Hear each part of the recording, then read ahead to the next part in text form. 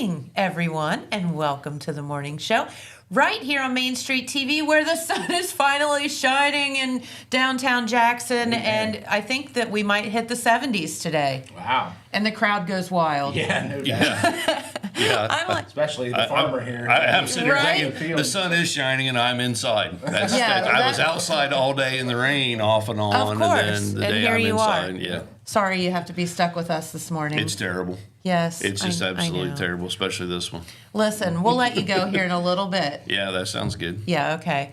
Well, we do have our good friend Tad from over here, our key sales dude. Dude. Key, Dude. Yeah. The dude. I'm just the dude. The dude. In Athens. Yeah. Yeah. With the great Our hat. Athens with the great sales hat. dude. The dude with the great With hat. the great hat, because it says Big Rack Feeds on it, Yep, right? that's right. And of course, Curt Cline is back, and we are going to be telling you about, is it the grand opening? Grand opening. Of the Century Farm Market. They're on your farm. Yes. Well, family farm kind of thing. And so we're super excited to hear all about it and what you all have coming up and everything. But we have a message first, and then we will be back and tell you about all that they have going on. So we'll be right back. At Vinton County National Bank, we believe in supporting the areas where we live and work. Now, we'd like to honor those who also serve our communities. Our new Community Champions account is especially for first responders, veterans, active military, and anyone employed in the fields of healthcare or education. This account offers rewards, discounts, and other benefits to those who give so much to others. Vinton County National Bank, rewarding those who serve. At Vinton. All right, and we are back, and we are again here with Curt Cline and Tad there from Total Media, and we are going to be talking about the grand opening of the Century Farm Market. Is it coming up this weekend? When is it? Yeah, Saturday.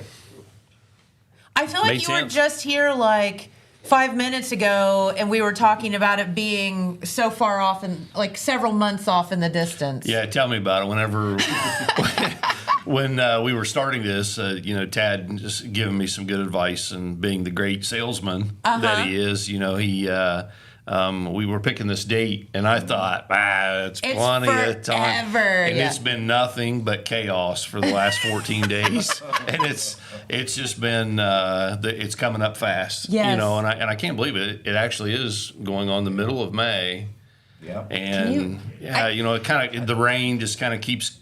It dries up for a few days, and about the time I'm thinking I need to be doing some field work and getting some crops, ready to go. Absolutely. I've been working on this store. It starts raining again, and I'm like, well, okay, I'm good. And then just kind of this whole cycle is just crazy. So yeah, It is. This. What was the thing I just said? Someone said, I understand why this month is called May. Because it may rain, it may snow, Yeah. it may be 80, it may be 20. Yeah. I was like, that's so It's true.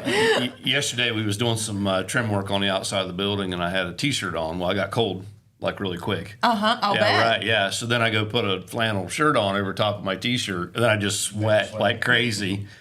It's And then- so stupid. And then so I'm like unbuttoning it, and then next thing you know, it's raining. So I got wet, and then I was cold with the shirt on, and I'm like, I give up. By 10 o'clock, it was just a mess. I was just quit. Like, Yeah. I can't even stay comfortable for the day. No, So- and in all seriousness, we can laugh about it, but man, this weather has just gotten to be absolutely ridiculous, especially when you are depending on weather for your livelihood, like a farm or the market or all the things that we should be Construction or anything. like Yeah. what we should be doing outside right now. It is the middle of May. Yeah. Yeah. This is stupid. Yeah, well, it's just really hard to plan, and everybody's in the same boat, Yeah. and even if you work inside, kids, soccer, baseball, softball stuff in the springtime, I mean, it affects everything and everybody across the board, equally. But when it comes to agriculture, you live and die by it. I'm not going to complain a whole lot because I would have given anything for a little rain last August. Sure. And it just Absolutely. absolutely It was just rough. decimated the crops and everything, and I'm sitting there thinking to myself, well,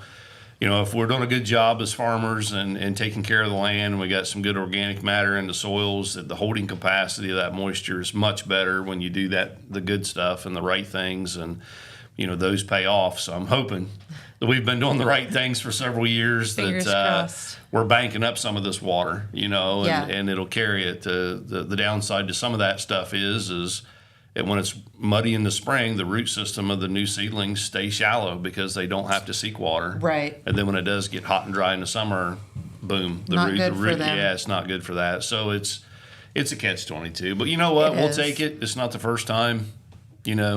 It is what it is, and I that's know, what makes but it's farming like, interesting. And Throw me a bone here at some point, right? As a farmer, or as you Yeah. said, construction, something. I mean, Well, this is. Today's the day. Better get enjoy. I know. Yeah. I mean, it's really sad when the weather guy gets on the news and is like, "This is the day. Everyone jump on their mowers. Go, go wash your car. Like, this is the only day you got this week." Yeah. Oh, it's Yep. something.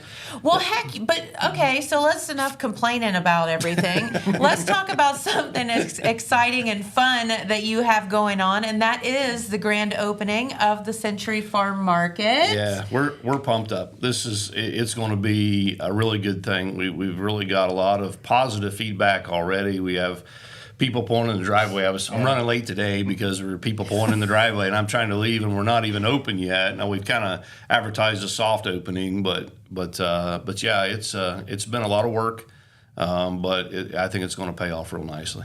And we're so excited for you. And this is just something that you have literally put blood, sweat, and tears and, well, we don't even want to talk about money into, and you and your family. A few new words in the English language. Yes, We've made yeah, some up along the way. Listen, we got all the words out off the air, so that we didn't get taken off the air while we were on the air.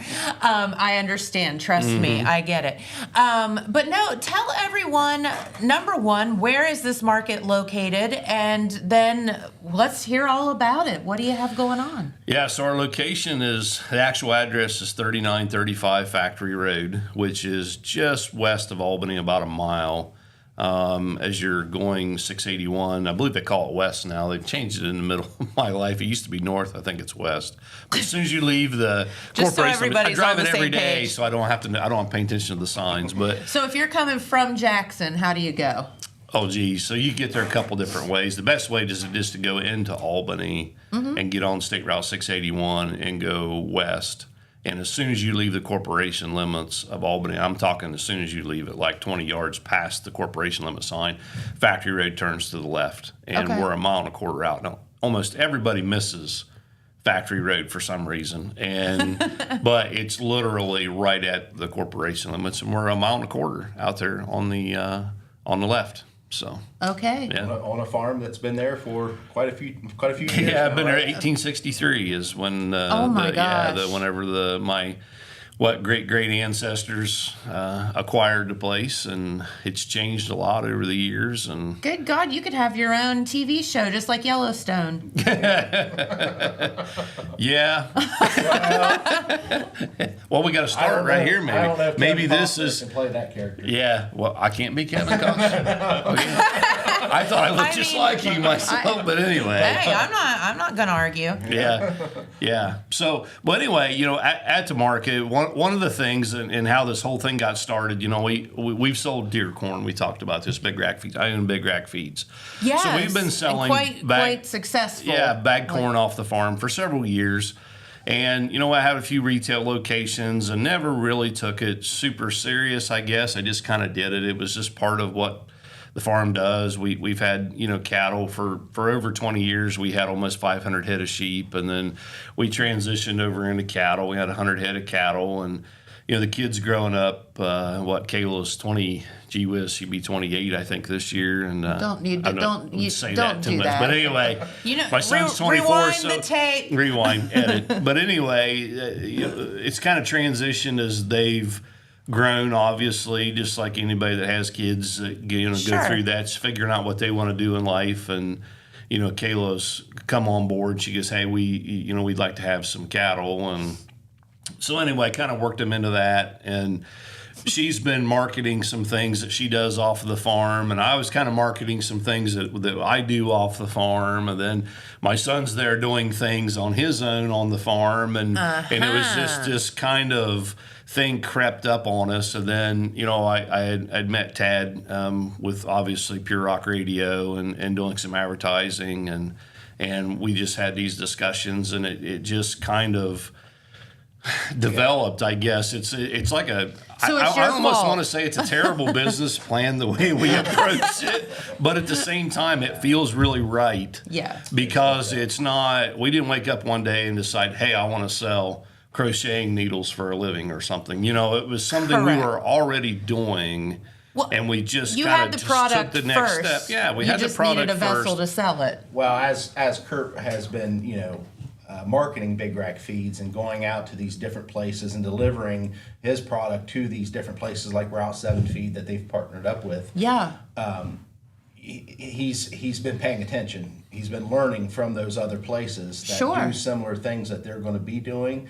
But I think Century Farm Market takes it to a different level, and it provides some things that you don't normally see. This is not just a feed store. Yes. Sure, are they going to provide all kinds of feeds for all kinds of different animals? Absolutely.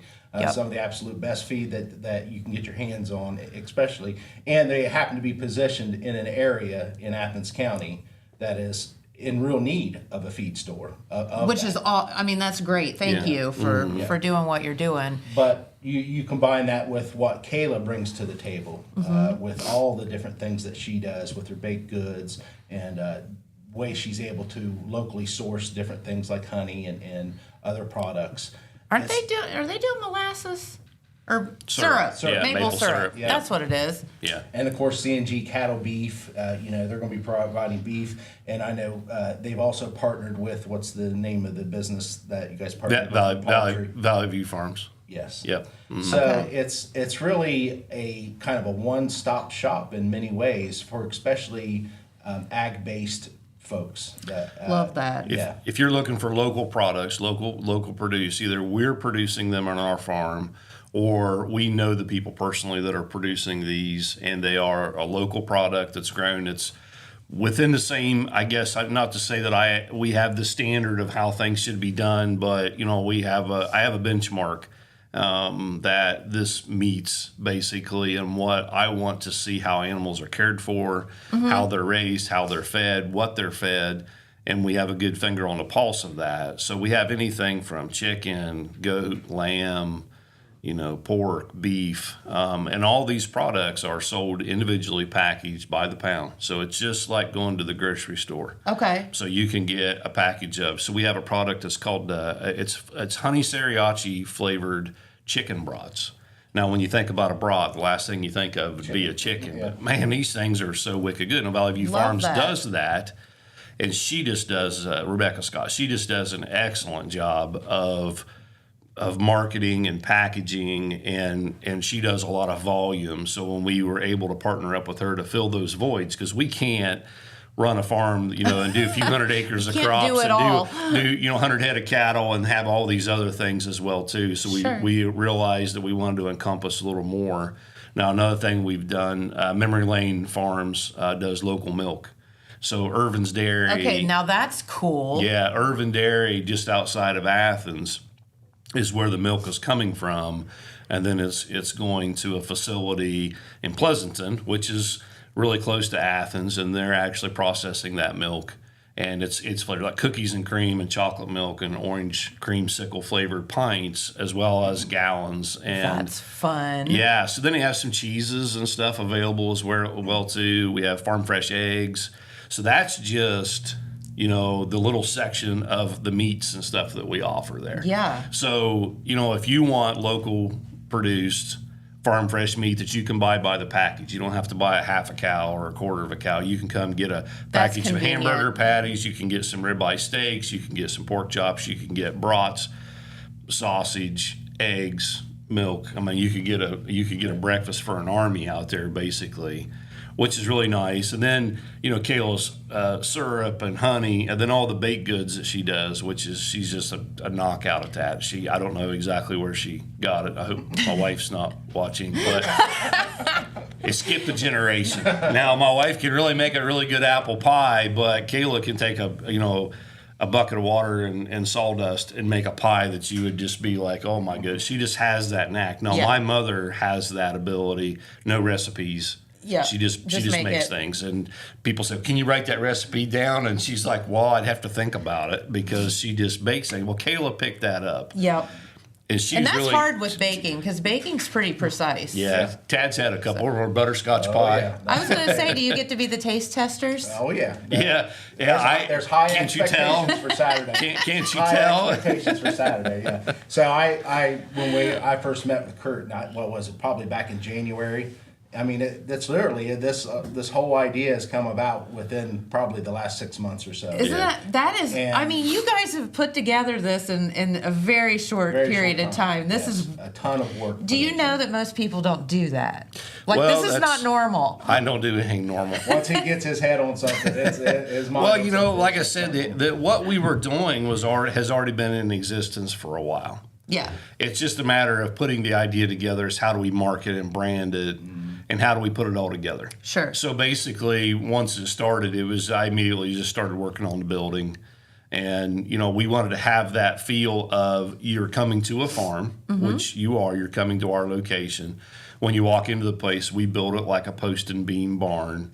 So it feels like you're basically walking into an old barn. It's wood sides and the main beams and stuff up on the ceiling for support. And just having that wholesome feeling of the facility that's there, keeping in connection with our heritage that we have, on that place. We have a family tree that hopefully gets finished before then that shows the lineage and how that ties back into. That's super cool. It ties back into the community. So you there's do have your own families. show. See? Yeah, there's a lot of families in our area that are tied to things. So you take Irvins. I just mentioned Irvin Dairy. Okay, so my grandmother was an Irvin. Was directly related to Scott Irvin, which was the main guy at Irvin Dairy. That's awesome. Then his boys, is like my age and on down. Well, we are actually offering that milk. Now, it wasn't a goal of, hey, how do we sell our milk? But those connections and ties exist all the way through that. So you'll Just find things at that like store that tie people back into the community. Sure. That the names, when you come and see the names, you might see somebody in your family. Like Boffman family was one, Robinette's, there's Tewksbury's, there's several of those. We have this on this family tree and little bullet points and stuff. That's fun. And then within our own family, we have a good heritage of there being, I guess, merchant businesses which weren't connected, that were their own individual business. And then it'd skip a generation, and the next generation would put a business in. And so back in the, in the late 1800s, there was the Luster Falk Company, which used to be the people know it as the dance studio. They tore it down in Athens at the train depot, and the top of the building said the Luster Falk Company. Gotcha. Well, that was the second generation of our family, and he owned the warehouse that when they brought the goods in on the train, he distributed them to all of the merchant stores in the area. So all the little mining towns and everything, all the dry goods and stuff, he did that. Well, that ended up getting sold to Og Wholesale, which ended up going to Nelsonville, and then that shut down. Gosh, it's been a long time ago. It was where my grandfather worked. So he was with that just as a company, as an employee. So you skip a generation, and then one of my great-grandfathers owned a dairy supply, De Laval Dairy Equipment. They sold it in Albany. Well, the place burned in 1911 whenever the block burnt in Albany. The whole big, whole town basically burnt. So he never went back in the business, with that type of stuff. And then here's, my daughter doing kind of that same type of thing. It's that like is awesome. We just kind of keep going back and revisit it, and it's like all independent. It's not like that there was a business that existed or a set of customers or whatever. It's just putting foot back into that type of thing. So, love that. I think sometimes, that it's in the genes, and being an entrepreneur is or isn't sometimes. You just can't help yourself, right? Yeah, I can't help myself. That's a good one. Tad and I have become, good friends beyond, the relationship. Well, I guess I think he's a good friend. He may not think of that of me, what he told me. No, yeah, exactly. But beyond that, with the Pure Rock Big Rack competition, and we kind of met through that whole thing, and I use him as above and beyond just somebody to bounce things off of for advertising and stuff. He gives me good advice. So he'll get I'm wound up tighter than an 8-day clock, and my day is going, there. I'm like, oh my God, this is a mess. What are we going to do with this? And he'll kind of keep me recentered a little bit. Get me off the ledge a little bit. Yeah. Love that. Mm-hmm. So, I'm thinking about the farm market here, and I think I overheard you talking to somebody, to Tad off the air about, if you get a call and someone asked you if you had a particular feed, can you, if somebody's in need of something, can they call you? Can you, sleuth that out for them, or so maybe the we talked about the meat side, we talked about the baked goods side. Now the feed side of the business, obviously Big Rack Feeds is a big part of that, but we partnered up with Route 7 Feeds in Tuppers Plains, and we are a Kallenbach feed dealer. Okay. So Kallenbach Feeds is a family-owned business in Sandusky, Ohio, since in the 60s, basically. Okay. They're a huge company. They have, if you name it, they have it, all the way down to, I seen this and kind of chuckled, and I tell people, so, and I never really gave this a whole lot of thought, but you can buy a bag of feed to feed your rats and mice. Mm-hmm. So people that raise rats and mice, we can sell you feed to feed your rats and mice. Now, I thought a rat and mouse ate it all, near as I could tell. Yeah, but didn't know growing there was up on a special farm, for 'em, but there's special feeds for that, all the way up to your chickens and your turkeys and your rat. I mean, all the way up to cattle. If you have 300 head of cattle, we have products for you. Right. The big mineral lick tubs and so on and so forth. And so not only the commercial side of farming, but we also sell Formerly of Champions, which is a division of Kallenbach, show feeds. Okay. As well as Show Right brand. For those 4-H'ers and all that. Yeah, as well as Umbarger. We picked up an independent Umbarger dealership. Now, Umbarger's a really high-quality show feed.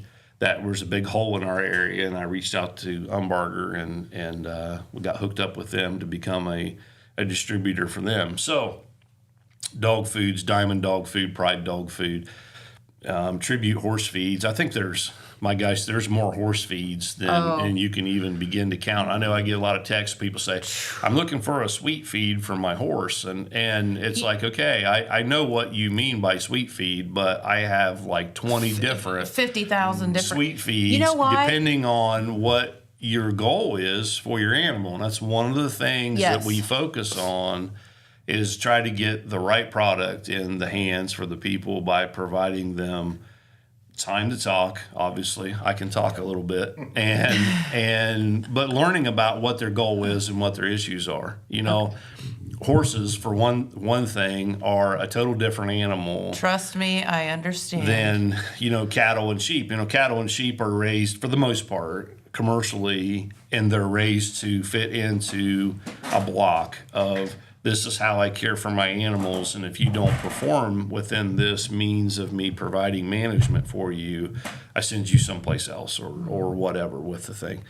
So horses are more of a pet for people, and you get emotionally attached to them.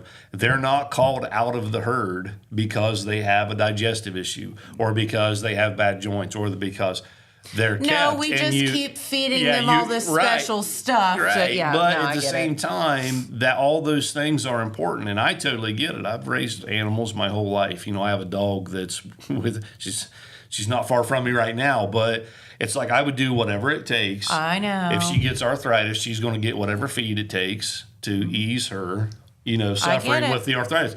And horse people have done that over the years, and then those genetics get passed on and passed on and passed on. So why is there 20 different types of horse feeds? Is because they're prissy, that's why. Well, you know what, though? It's just a lot of it has to do with the breeding, and I'm not throwing rocks at it, but no, it does. There's horses out there that you could just throw an ear of corn to every 4 or 5 days. They stay fat on grass, and there's other horses out there that people deeply care for that you have to feed them some super. Yeah. I mean, look at Tad and I. I mean, you can obviously tell we're the throw us an ear of corn and we're going to make it. Yeah, we're going to make it type of guy. And there's other people that need a slice of pie every day. You know. So. Well, I'll tell you what, we are about out of time here. So if people need more information about your grand opening this Saturday, where do they find that? Facebook's the best place, obviously. Is it under Century Farm Market? Yep. Century Farm Market, Okay. LLC. Okay. Yep. And that's also the website. Yep, that's the Very website. And then the phone number 740-331-0123. I finally remembered it after a little while. Yeah. You can reach out. Grand opening's 9 to 4. We've got Waffles, our miniature donkey, as our mascot. We also have G.W. McClintock now, if anybody with John Wayne movies. Now, Okay, so now hang on here. hang on. When we first had the conversation all the way back in January about this whole idea, I said, you know what this is going to turn into, don't you? I said, this is going to be an ag entertainment farm. It's going to turn into an ag entertainment farm. And he was so resistant to that idea. And here he is, plugging a daggone miniature donkey. Yes. Waffles. And a big bull. And a big bull. Hey. Get the kiddos out there. Listen. A 3-time national champion Texas Longhorn steer. So he's got a little over 8 foot of horns. Come see him. Come see him. You can pet him, be friends with him, whatever you want. Get your picture with him. Sounds He's like going to fun. be there. Soup beans for lunch. Okay. Okay, free soup beans, cornbread. We're going to have pie for sale and all kinds of stuff. And Pure Rock Outdoors. Pure Rock Outdoors is going to be there Very first good. thing in the morning. So it's going to be a good time. Party on. It's agri-tainment at its best, I guess, man. You guys. All right. Well, thank you so much for hanging out with us this morning. We do have a video coming up. Well, first we have a message, then we do have a video coming up. Kind of on a more, shall we say, medical situation where we're going to be talking about something a little more serious, and that's someone that I know and love, but is facing some infertility things, and she is on her path to making a baby. So we're going to find out all about that, and we appreciate that with Kyra, and I believe Liv did the interview. Yep. So we have a video. We're going to find out all about her journey of infertility right after this. So we'll be back. From breaking news to heartwarming stories, a telegram is your ticket to the latest buzz in town. Read your daily dose of local headlines, sports, and entertainment and more, in hand and on paper. Get a print and digital subscription for only $7.95 per month. Delivered fresh every Wednesday and Saturday. Visit thetelegramnews.com or call 740-286-3023 today. Don't just read the news, be a part of it. Saturday, August 16th is Southern Rock Woodstock in the Gallipolis Fairgrounds. This event will feature 3 decades of original artists and legends, such as Leonard Skinner, 38 Special, and Molly Hatchet. In light of this event, Total Media will be giving away 4 VIP tickets. For a chance to win these exclusive passes, comment your favorite Southern Rock song, and our staff will vote on which one is the best. Good luck, and may the best man rock out. Good morning, everyone. I am Liv, and I'm here with Kyra Walls. Still getting used to calling you that. Since I know. And we're going to talk about her journey with infertility and IVF. Yeah. So I guess we'll just start. When did you decide to finally go somewhere to seek treatment? So my husband Zach and I had been trying for a while. I have always been kind of knew that I had PCOS, and that's kind of where my infertility diagnosis kind of lies. Started out with seeing my primary care physician, and I just kind of expressed some concerns. She recommended us to a good fertility clinic in Cincinnati, and I had talked with a few other people that also had went to that clinic and really had good success stories. So we started there, and that just kind of started the whole spiral that is now. We started there in March of 2023. So we've been doing this for about 3 years now. So it definitely progresses quickly. Yeah. So what was like the first thing they have you do? The first thing is definitely a lot of testing. They do every test under the sun for me and my husband. A lot of hormone checks and a lot of ultrasounds, things like that, just to get a bigger picture of what might be causing it or some of the issues that lie. And throughout the entire journey, there's still a lot of tests that they do, ones that just pop up that they decide, oh, we haven't done this one yet. Let's try this to see if we can find, another piece to the puzzle, because infertility is basically just a big puzzle. Yeah. How long did they have you try before they were like, okay, let's Usually find they somebody? say a healthy couple is about a year and a half. Just a typical normal healthy couple if both partners are healthy, don't have any underlying genetic disorders or anything like that. And then usually after about a year and a half, your OB or your primary care physician, if you kind of raise some concerns, that's when they kind of refer you on. Yeah. So I know you're doing IVF right now. Yes. Was there any other options before this that you tried? Yes. So we did some medicated cycles using letrozole and Clomid. We did both. Those So were what is that? Yeah, for somebody that those are doesn't know? just oral medications. So just a tablet that you take once a day for 5 to 10 days, depending on which medication you're on. They just kind of help your body produce certain hormones that my body itself doesn't produce them naturally. So that's why I kind of have to have the synthetic version of it. Having taken, we did probably a year and a half, almost 2 years worth of just medicated cycles. Oh, wow. And then we decided to move on to IUIs. Basically, IUIs is artificial. So those were kind of the two options we tried before IVF. Medicated cycles and IUIs are basically low-tech versions of IVF.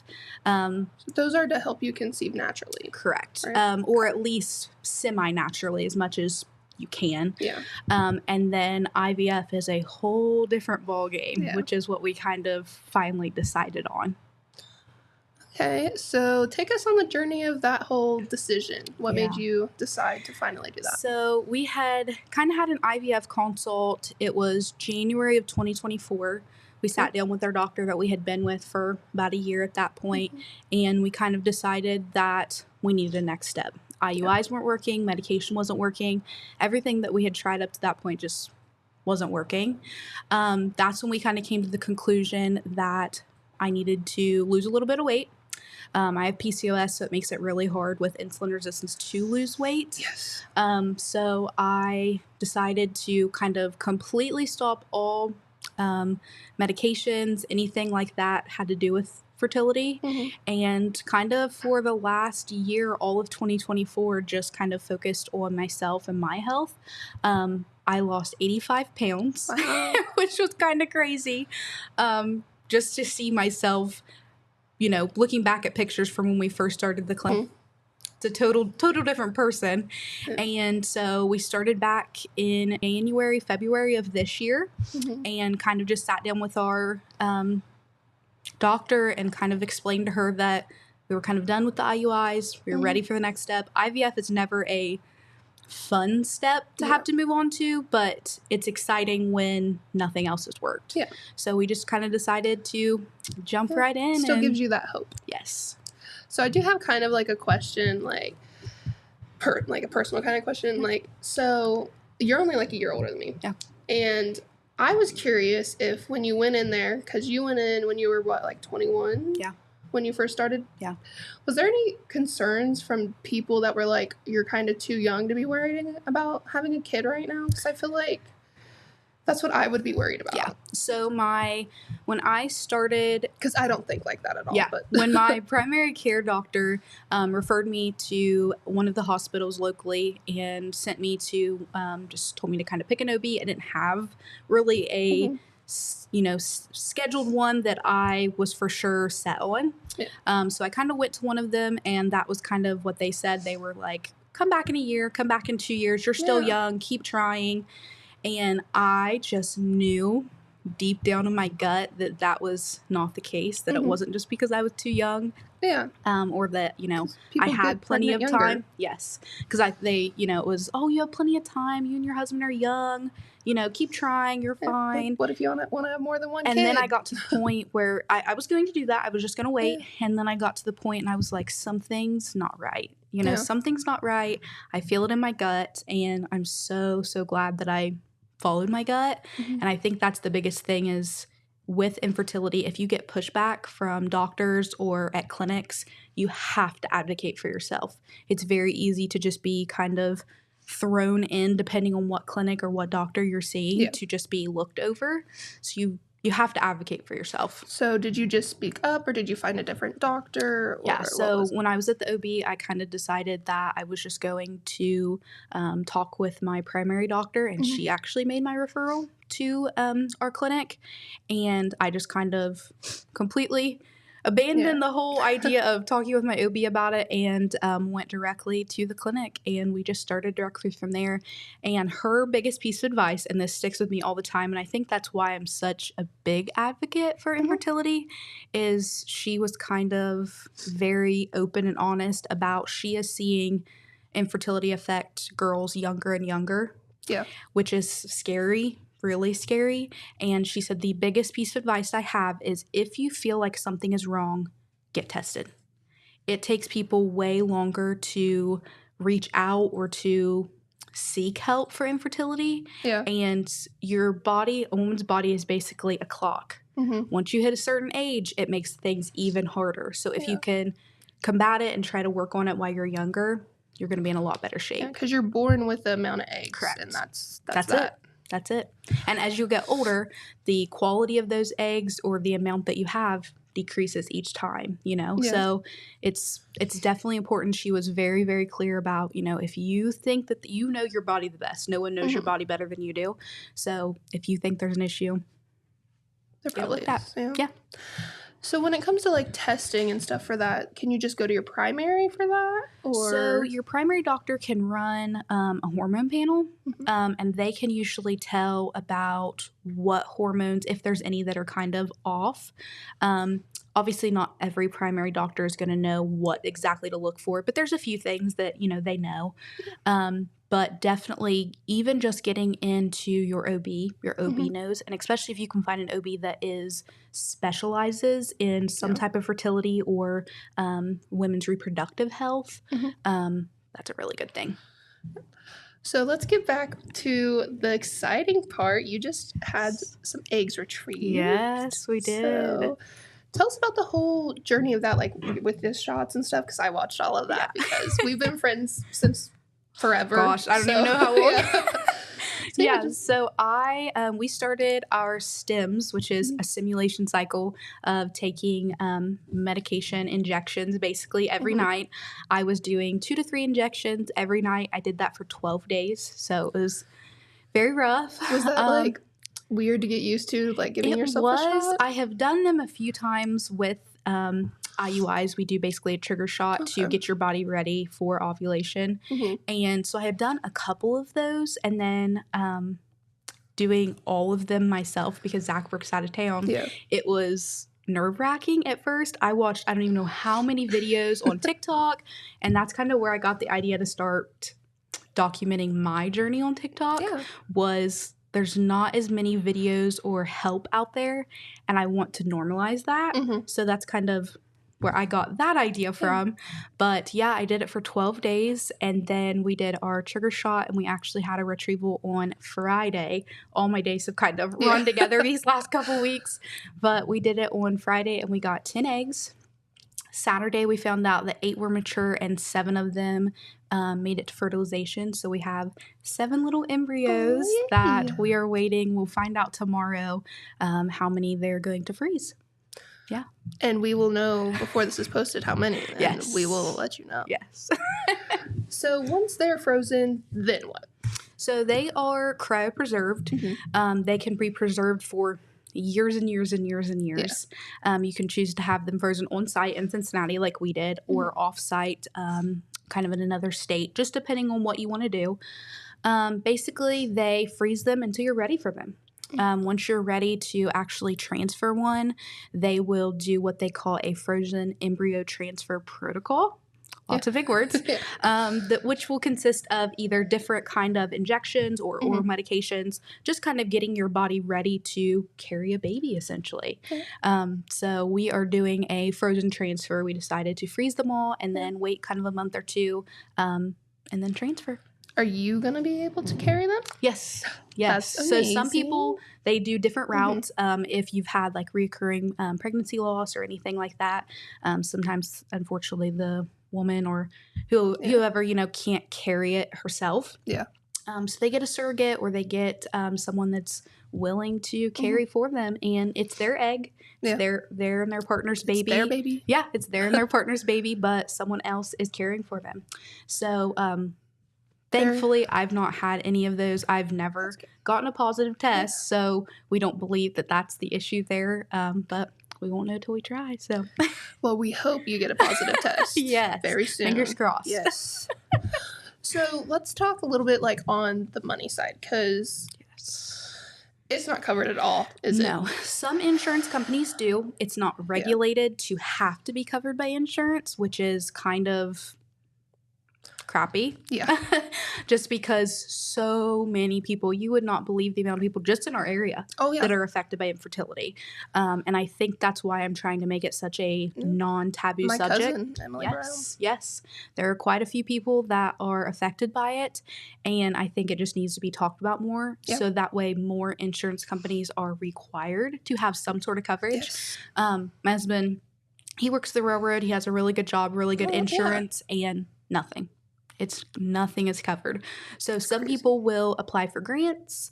Other people will just save up their life savings to be able for a chance to have a baby. Because it's expensive, guys. Yeah, it is very expensive. So we decided I bake cupcakes. We actually decided to do kind of like a little fundraiser. I called it Baking Baby Walls.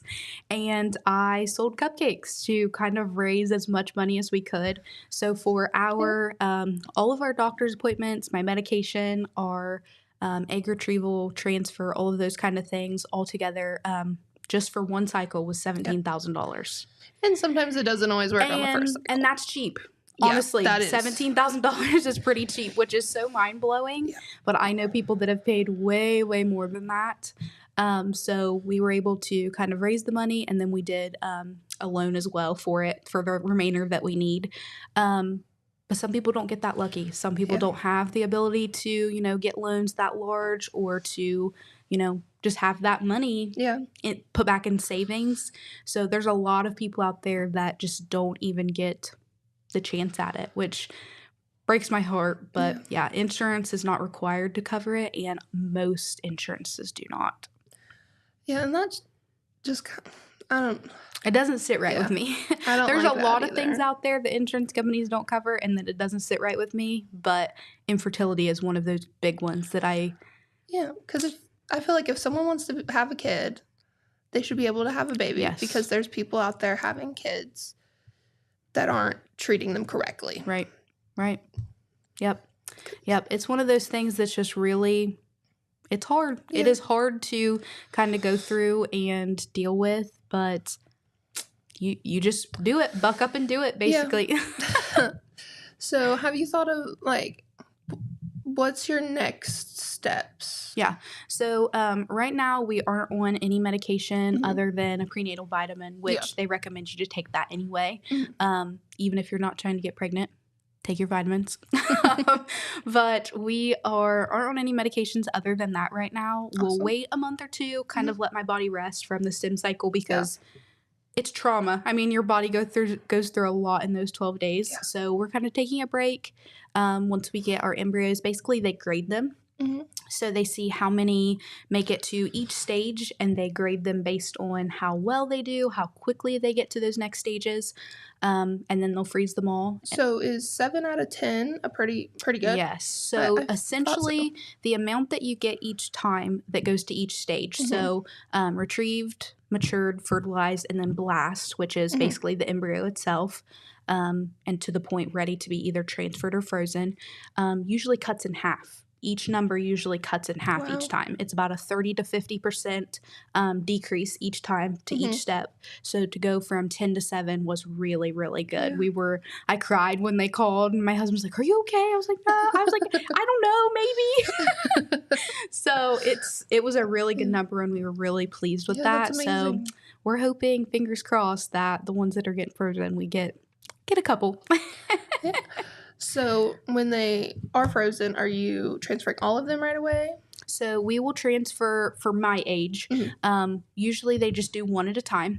If you're older, they are willing to transfer more than one, just because to try to get at least one of them to stick, essentially. And it also kind of depends on how many embryos you actually get. The more embryos, the more likely they are to let you transfer a couple. But if you get a lower number, they kind of want to do one at a time to give that embryo the best fighting chance that it can get. So when you go in to have the eggs put in, I guess, what's the word? Transferred. There you go.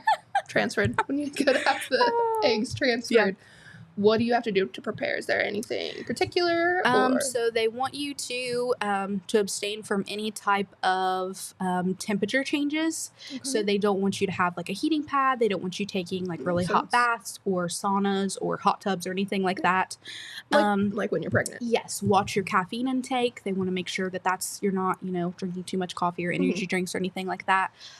There's a few old wives' tales, I guess, that you could say, like drinking pineapple juice or pineapple core, pomegranate juice, things like that can just help with uterine lining and things like that. That they say, you can try, but the doctors aren't saying that that's what's going to make it stick or not. But some of those things are just fun to try, So I saw your video about the fries. Yeah. So tell us the little history behind that, and we'll put some photos in here from that. Yeah. So with IVF, either a retrieval or a transfer, French fries are kind of a good luck charm. Yeah. So it's kind of something that people will tell their friends and family, like Zach and I did, to get some McDonald's fries, or really any fries, but McDonald's are those, ones that you see everywhere, those golden arches, and they kind of send good luck, just to kind of let the couple that's going through it know that you're there for them, kind of sending them good luck.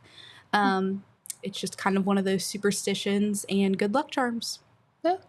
So what has been probably like the most difficult part of your journey, do you say? The most difficult part, I would say, is trying not to lose hope. Because with infertility, the only thing you really have to hold on to is hope. But at the same time, you don't want to get your hopes up because time after time, you're let down in certain situations. I know there will be that time that I won't be let down. Yes, I know that it's coming, but that is probably the hardest part of just trying to hold on to that little bit of hope, and just the isolating feeling. Unless someone has also gone through infertility, no matter that be IVF, IUIs, medicated cycles, or just trying to conceive naturally and not being able to, it's hard. It's a very lonely journey. So I try to, anybody that I talk to that could possibly be going through it, just try to be there for them. Yeah. What would you say has been the most rewarding part? The most rewarding part is honestly seeing how strong I am.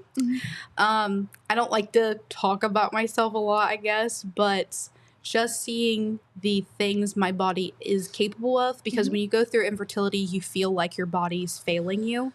But to see myself endure, 12 days worth of injection medications, my egg retrieval, and just the emotional toll itself that IVF has on you, you're stronger than you think. And I feel like a lot of women need to think that no matter whether they're going through infertility or not, you're stronger than you think. And once you have that little baby, because you will, you'll be like, it'll you see all what be I worth did? it. Yes. You see what I did all for the you? shots, everything will all be worth it. Yes. Yep. So I just have one last question, because I'm curious. Okay. How has this affected you and Zach, your partner? Yeah. Infertility is straining on an individual, let alone a marriage. Yeah. It's hard. the financials of it, the timing of it, especially with Zach working away, it's hard because a lot of the appointments I go to myself because he's working. He's there to provide for us to be able to do this. It can be challenging just because, one, your hormones are everywhere. So I swear sometimes he's glad he works away when I'm on certain protocols because you're just kind of, you're a ball of emotions, whether that be sad or happy or angry or just all of them at one time. It's hard, but he has been one of my greatest supporters through it all. And I really think that I couldn't imagine myself going through anything like this with anybody else. So I feel like if anything, at the end of it, it's bringing us closer. And especially IVF, I think him just seeing what my body is capable of has been kind of eye-opening. And not that I think that every couple should go through it to fix their marriage or help their marriage or anything, but I think that we've grown a lot closer through it. I'm getting all red. I'm getting teary-eyed. I've known her forever, and so, like, I know how bad you want to be a mom, and it just makes me so emotional because I really want you to be one too, and I can't wait because I know you will be. Yes. I'm getting emotional. Oh my God. I've cried all my tears out this week, so I'm to the point that I'm finally coming off all the hormones. I'm just in that state of, like, bliss. Is there anything else you'd like to say? I don't think so. I think that covered everything. I appreciate you for having me. I definitely think that it's good to kind of get that out. Last week was National Infertility Awareness Week, and I was hoping to come last week, but with all my appointments, everything was kind of crazy. But I think that it's good to just at least get that out there and let people around here know that it's okay to talk about it. And you're not alone. You're not alone, ever. All right, well, thank you so much for coming Thank on. you. And thank you guys for watching. Bye. All right. Well, thank you, girls. And that was very inspiring. And I think that what Kyra is doing is so cool because she is bringing something that a lot of people don't want to talk about publicly to the public eye. And that's infertility and her struggle with it and her journey with it. And we hope that making baby walls goes quite well. Well, she's very courageous to share that, and the motivation is to help others, and that's always nice to see from anybody. Love it. Absolutely. So proud of her. Absolutely. Yeah, she was a wonderful fair queen, and she's a wonderful person. Yes, absolutely. All right. Well, this is the morning after the election. A lot of people didn't seem to know that it happened because they didn't participate in it. But the bottom line, because we have limited time, is that everything that was on the ballot won. It wasn't a whole lot on there, but everything won. We're talking about tax issues in both Jackson and Vinton County. The big one here in the city of Jackson, and really, I guess if you say, if you're looking at the whole county, it would be the city income tax in Jackson. 1.5% city income tax passed in 2020, expires at the end of this year. It failed by 161 votes in the general election last year. And so, you know, just a little bit edgy about getting it passed this time around. Well, it passed, but it wasn't exactly overwhelming. Not really, no. It passed by 15 votes. 15, count them, 15. So whenever you're trying to say that your vote doesn't count, when it's 15, I mean, it can count. Oh, heck yeah, it does. But the actual vote total was 311 votes for the tax, 296 against, and this pales in comparison with the number of people that voted in the general election. Sure. Okay, we had a 68.2% turnout in the general election countywide in 2024, last November. Yes. Okay, we had a 6.8% turnout. 6.8, I said it, 6.8. Not 68, 6.8 countywide. Oh, my. And in the city of Jackson, where whether you're for the income tax or you're not, this is a big deal, folks. It is a huge deal. 15.6% of the registered voters felt compelled to come out and vote yes or no. Whoa. The bottom line is it doesn't matter how many people voted, the result is what counts. And you're asking 15 votes, gosh, is that going to be a recount? Well, that's what I was going to ask. No, it's not going to be a recount. The recount is not based on the number of votes. It's based on percentage differential. And the percentage differential has to be 0.5% to trigger an automatic recount. Well, there is a 2.5% difference in 15 votes when you have as few votes as there are, 500 some votes. What about provisionals and things like that?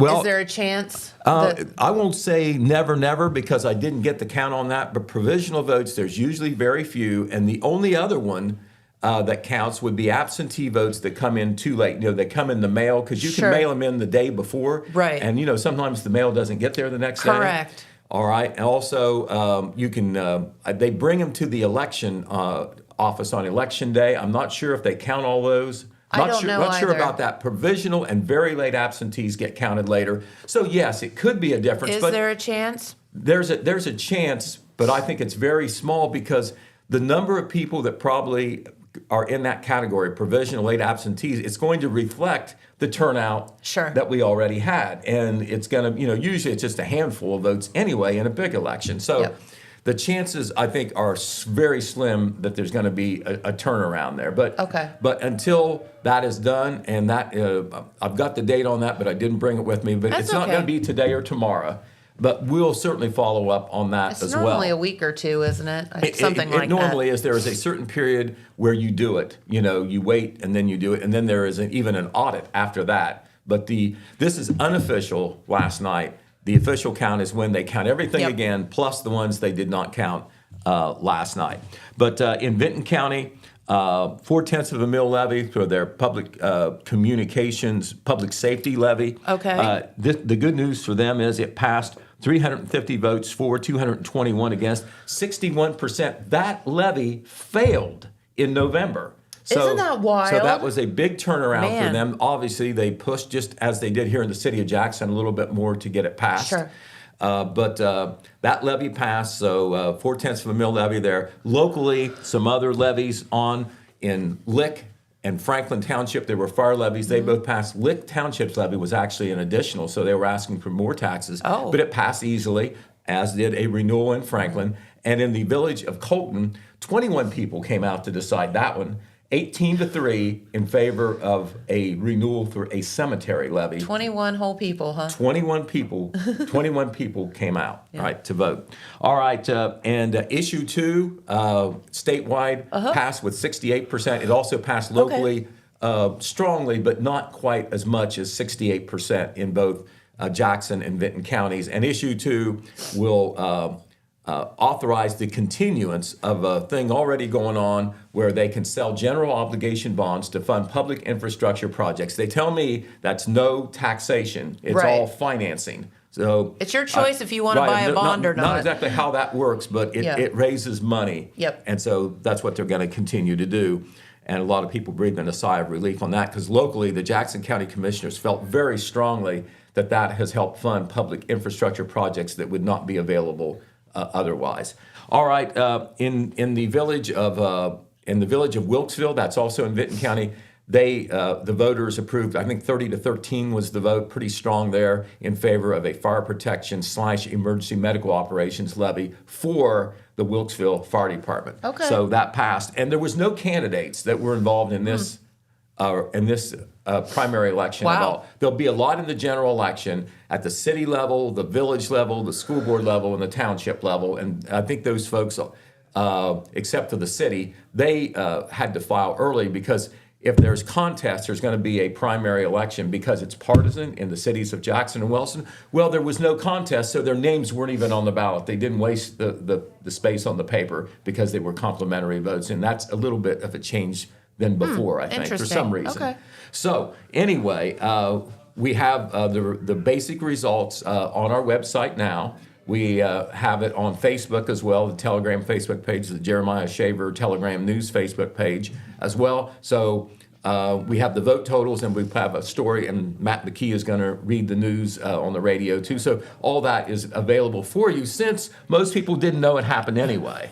So they didn't know we were on the air, and they didn't apparently know there was even an election. Yeah. So to me, that is, I'm not shocked, but it's still surprising in an unpleasant way. Yeah. In an unpleasant way. But anyway, A couple other things to tell you about real quick. We do want to congratulate Jackson High School baseball coach Josh McGraw.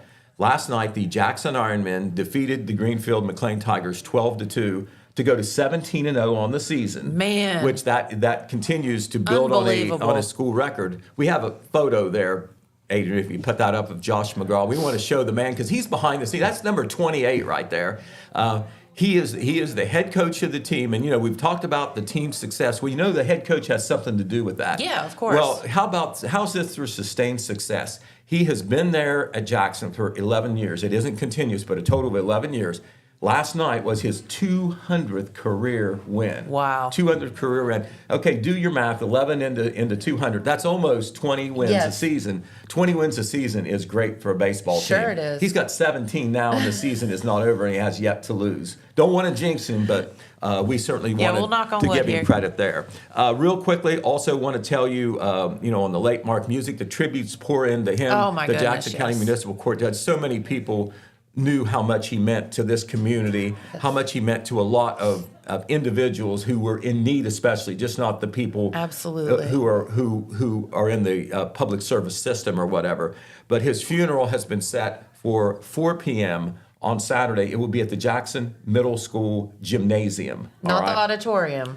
Let me look. I think it said gymnasium. That's why I wanted to specify. Yeah, I'm going to read my notes here again.